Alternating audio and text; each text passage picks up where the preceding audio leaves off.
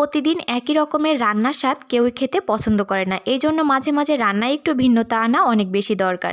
তো আজকে আমি একটু ভিন্ন স্টাইলে কবুতরের মাংস রান্না করেছিলাম, সেই রেসিপিটি আপনাদের সঙ্গে শেয়ার করব। হ্যালো এভরিওয়ান, আসসালামু আলাইকুম। আশা করছি যে যেখানে আছেন ভালো আছেন। আলহামদুলিল্লাহ, আপনাদের দোয়াতে আমিও অনেক ভালো আছি। তো আমি এই যে সব উপকরণগুলো একসঙ্গে রেডি করে নিয়েছি। আমি আজকে নতুন আলু দিয়ে রান্না করব।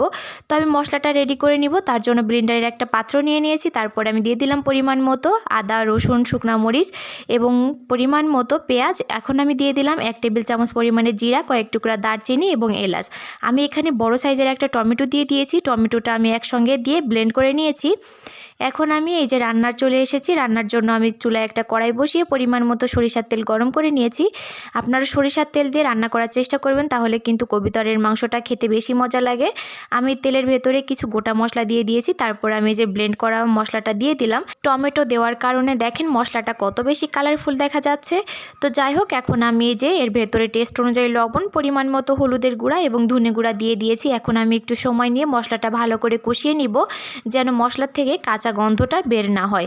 তো দেখতেই পাচ্ছেন তেলটা কিন্তু উপরে উঠে এসেছে। এই পর্যায়ে আমি মশলার ভেতরে মাংসটা দিয়ে দিব। আমি কিন্তু এই পর্যায়ে চুলার আঁচটা মিডিয়ামে রেখেছি। এখন আমি একটু সময় নিয়ে ভালো করে মাংসটা কষিয়ে নিব। কবুতরের মাংস কিন্তু যত বেশি কষানো যায় খেতে তত বেশি মজা লাগে। কবুতরের মাংসেই কিন্তু একটা বাজে স্মেল আসে। আপনারা যদি একটু সময় নিয়ে ভালো করে কষিয়ে নেন, তাহলে কিন্তু সেই গন্ধটা অনেকটাই চলে যাবে। তো দেখতেই পাচ্ছেন আমি কিন্তু ভালো করে কষিয়ে নিয়েছি। আমি কিন্তু এই পর্যায়ে ঢাকনা দিয়ে 2 মিনিট মতো কষিয়ে নিয়েছি। এর ভেতর থেকে কিন্তু অনেকটাই পানি বের হয়েছিল। আমি এর ভেতরে এখনও পর্যন্ত কোনো পানি ব্যবহার করিনি। আমি এই পর্যায়ে চুলার আঁচটা মিডিয়ামে রেখেই কষিয়ে নিয়েছি। এখন আমি এর ভেতরে এই যে কেটে রাখা আলুগুলো দিয়ে দিলাম। এখন আমি মাংসের সঙ্গে একটু সময় নিয়ে ভালো করে মিশিয়ে নিব। আলুটা দেওয়ার পরেও আমি 2 থেকে 3 মিনিট মতো ভালো করে কষিয়ে নিব, যতক্ষণ না পর্যন্ত এর ভেতর থেকে পানিটা ভালোভাবে শুকিয়ে যাচ্ছে।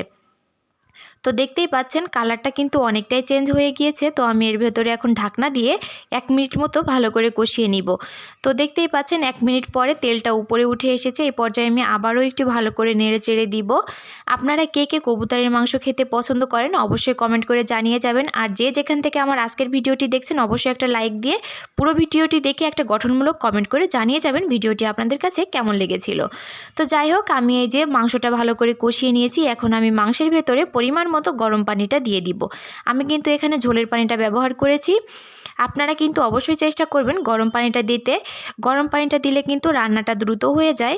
তো আমি ঢাকনা দিয়ে 5 মিনিটের জন্য রান্না করেছিলাম। ঝোলটা কিন্তু অনেকটাই ঘন হয়ে গিয়েছে। আমি ঢাকনাটা তুলে একটু নেড়ে চেড়ে এখন এর ভেতরে 2 টুকরা কাঁচামরিচ দিয়ে দিয়েছি। কাঁচামরিচ দেওয়ার কারণে কিন্তু মাংসটা খাওয়ার সময় খুবই সুন্দর একটা স্মেল আসবে।